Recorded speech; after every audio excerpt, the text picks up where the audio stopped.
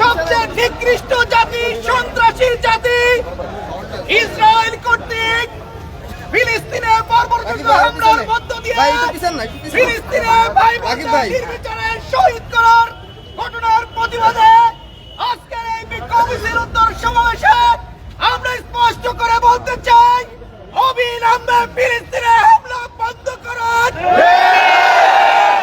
খাইবারের চেতনায় উদ্বুদ্ধ হয়ে সারা বিশ্বের মুসলমানরা ইহুদি জাতিকে পৃথিবী থেকে নিশ্চিহ্ন করে দেবে। বিক্ষোভ মিছিল উত্তর সমাবেশে এই পর্যায়ে বক্তব্য রাখবেন মহানগরী সংগঠনের সম্মানিত নায়েব জনাব ডক্টর অ্যাডভোকেট আলাউদ্দিন।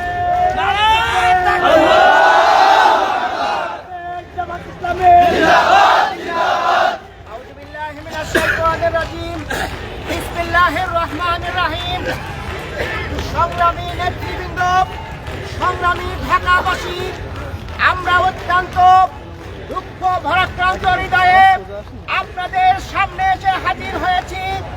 আপনারা পত্রিকার মাধ্যমে, বিভিন্ন চ্যানেলের মাধ্যমে দেখতে পাচ্ছেন আমাদের হৃদয়ের স্পন্দন, শত শত হাজার হাজার নবীর আগমন যেখানে ঘটেছিল, সেই ফিলিস্তিনে আজকে নারকীয় ধ্বংসযজ্ঞ চলছে। আমরা এই ঘটনার তীব্র নিন্দা এবং প্রতিবাদ জানাচ্ছি।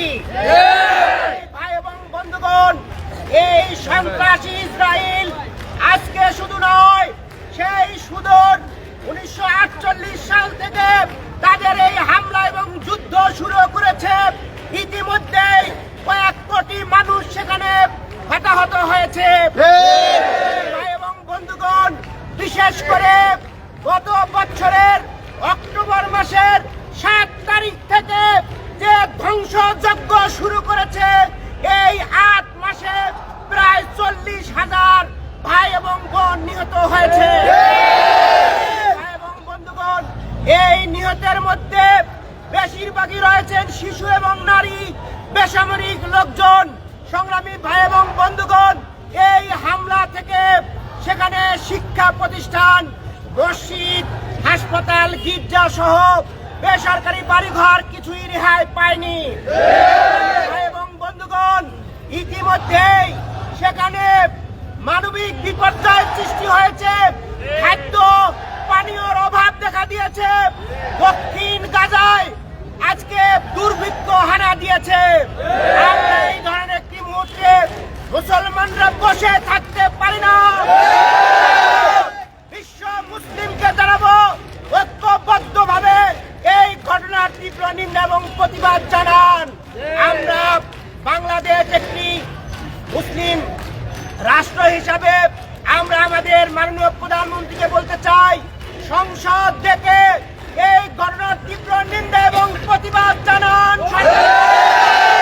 এবং ইসরায়েলের সাথে যেন কোনো ধরনের কূটনৈতিক সম্পর্ক তৈরি না করা হয়। আমরা অত্যন্ত তীব্র ভাষায় নিন্দা জানাচ্ছি।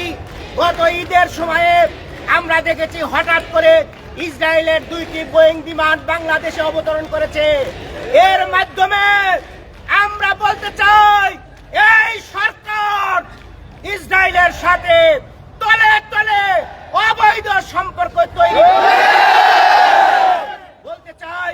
এই সরকার যদি তলে তলে ইসরায়েলের সাথে সম্পর্ক তৈরি করে, তাহলে এই দেশের জনগণ তোমাদেরকে ছাড় দিবে না। এই অবৈধ সরকারকে তীব্র গণ আন্দোলনের মাধ্যমে ব্যবস্থা নিতে বাধ্য হবে জনগণ।